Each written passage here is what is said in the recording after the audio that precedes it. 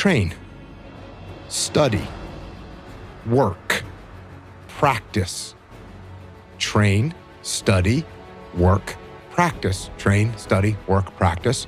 Everything from do I have wine tonight to what time do I get up tomorrow to who do I have meetings with. And this is where the multiplicity of options that people have in the modern world creates a difficulty for discipline, I think, because the amount of distractions that are there. Are you choosing the disciplined way or the ill-disciplined way? And he had to go, hey, doesn't matter whether you want to do it or not, you got to have the discipline, go do it. And he did, and he got done with it. So, and I think that's a good thing to remember, that discipline isn't just, oh, this person is, quote, more disciplined than this other person. It's like, no, this person is choosing discipline, this person is not. That's the way it is. So I think that's an important thing to remember. You have the option of being disciplined. You don't have the option of being born 6'4", right? You don't have that option. You either are or you're not. But you do have the option of choosing discipline or not. So discipline, not necessarily something that you're born with? I don't think so at all. I think maybe there's some small percentage of it. Maybe this person's a little bit more innately disciplined than this other person, but I think it's a choice. Certainly, and this is something that I've said for a while, and is discipline begets discipline, right? If you make a bad decision in the morning and you decide you're not going to get out of bed, you decide you're not going to work out, when you get to the office, the donuts are that much more tempting and you're probably going to eat one. Whereas if you woke up early, you worked out, you got a little bit of work done before you even showed up to work, you show up to work and now there's donuts, you're like, I don't need those right now. You just make better decisions. And Are you on the front foot today or on the back foot today? Yeah, exactly. And yeah, the compounding thing for sure. And you make one good little decision that leads to another good little opportunity. And you know, I'm sure you have friends like this too. I have friends that made just small decision after small bad decision after small bad decision, and they end up in terrible, terrible places, which is awful to see. When I don't feel like going to train jiu-jitsu, or I don't feel like waking up, or I don't feel like working out, whatever that thing is, that feeling that I mentioned to my daughter of like, I'm so happy I came and trained today, I know that feeling so well that it just totally overrides the Oh, so you're projecting weakness. yourself. Yeah, I'm into just like, oh yeah, I know how much better I'm going to feel in an hour and a half. I know that feeling so well. And I also know the other feeling, which is, man, I didn't train today. You know, it was Sunday and I decided I needed a day off. It's like, no, train. I know that. To do something, how much discipline does it take? You know what I mean? I love it. Literally takes more discipline to not do the thing. Yeah. Like you get injured and your arms, you can tell that your arm, every time you train, it's getting a little bit worse. It takes more discipline to be like, all right, I need to take a day off. You with the neck. Yeah, exactly. So, yeah, I mean, I enjoy doing these things. I enjoy working out. Do I enjoy working out every single day? No. And that's when it's like, oh yeah, but I know the results of the long run. And I think that's an important thing that I've talked about, and again, talked about this with my daughter, is like, if you give up a little bit today, like you can't get it back. Like if you skip a workout today, there's no possible way to get that back. When you let something go, it's gone. And Rome wasn't built in a day, but Rome didn't fall apart on a day either. It didn't fall apart because of one thing. It falls apart just a little bit at a time. Yeah, nobody gets fit overnight. Nobody gets fat overnight. Either. Exactly. And so you can't submit. You can't submit. You have to get in there and keep it going. I would say you can't teach it. I would say that you can grow it.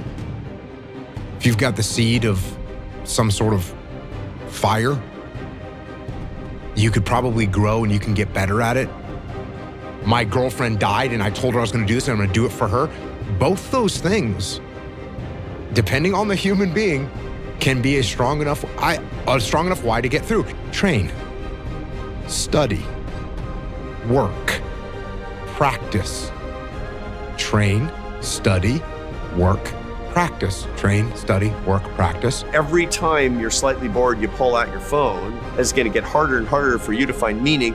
And that's the recipe for depression and anxiety and a sense of hollowness, which, by the way, are all through the roof. If you wake up, don't take your phone. Can you handle it? Not listening to a podcast while you're working out, just being in your head. I promise you'll have your most interesting ideas while you're working out without devices. It's probably been a long time since you've done that. Commute with nothing, not even the radio. Can you do that? But more importantly, you'll start digging into the biggest questions in your life: purpose, meaning, coherence, significance. And who knows? You might just get happier. That discipline is being filtered through. It feels like you need something to direct your discipline toward. Without the direction, discipline is pretty hard to deploy, because what are you being disciplined in service of? What does discipline even look like? You know, as an ex-club promoter for a long time, what was discipline to me, going out until 4 a.m, may be somebody else's idea of complete destruction. That's true. Yeah. What is the outcome? Where you're trying to get? What's it all being directed towards? That's sort of the ultimate question. Like, you know, practice without some aim is not really practice at all. It's just activity. The Stoics have this line. They go like, if you don't know what port you're sailing towards, no wind is favorable. It's always difficult to be disciplined, right? It's always difficult. And it's something you have to figure out how to do and enjoy for its own sake. Because a lot of times there's not only not rewards for it, but there can be the opposite of rewards for it, right? Like there can be punishments for it. If you're like, this is what I want to do, this is the track that I'm on, this is what's important to me, and you look around and everyone's not doing those things, and it seems like they're having a better time, it seems like they're getting ahead for it, right? You have to, if the only reason you're disciplined is that you think what comes on the other side of it will be worth it, not only is that going to be hard when you're not immediately getting it, but then you find like, oh, I was super disciplined until I hit the bestseller list. I was super disciplined because I won a gold medal. I was then you get that thing, and even that thing itself isn't the reward that you thought it was. But it's usually about the trivial things that don't matter to free you up to spend the most time on the things that do matter. So when you're saying no to stuff, it has to be clear that that is part of a process of saying yes. You know, the question you have to ask yourself in every moment is this essential? And he said, because most of what we do and say is not essential. And he says the thing is, when you eliminate the inessential, you get the double benefit of doing the essential better.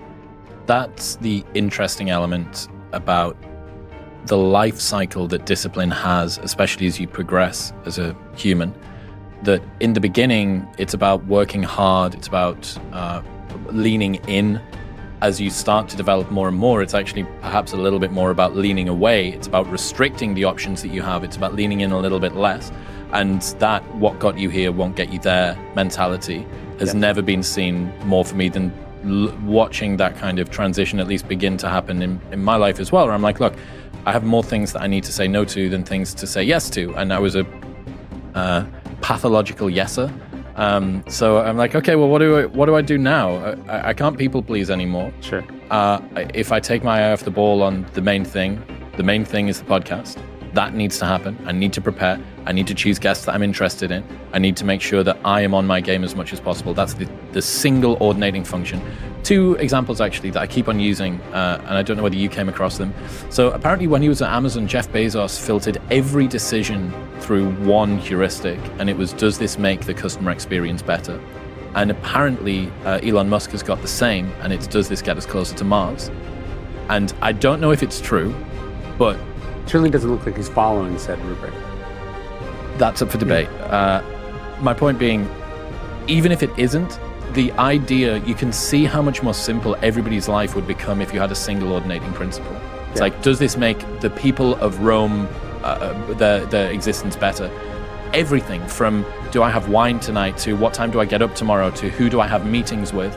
And this is where the multiplicity of options that people have in the modern world creates a difficulty for discipline, I think, because the amount of distractions that are there. How do you judge whether you should do X or Y, whether you should do it now or later, right? Whether you should say yes or no, how much you should charge, how long it should take. You don't know any of the things unless you know where you're trying to go. Clarity is super, super important. And, you know, discipline to me is the deciding factor, right? Mediator. Which wins it's called the choice of Hercules. Hercules is walking through the hills of Greece, and he comes to this crossroads. And basically, there's two goddesses. One is the goddess of vice, and the other is the goddess of virtue. Basically, one is the lower self and the higher self, the easy way and the hard way. And he has to choose. He has to choose. Do you get everything you want? It's easy. Are you willing to work for it? Are you willing to sacrifice? Virtue or vice? That choice of Hercules was at the essence of, Stoicism. Are you choosing the disciplined way or the ill-disciplined way?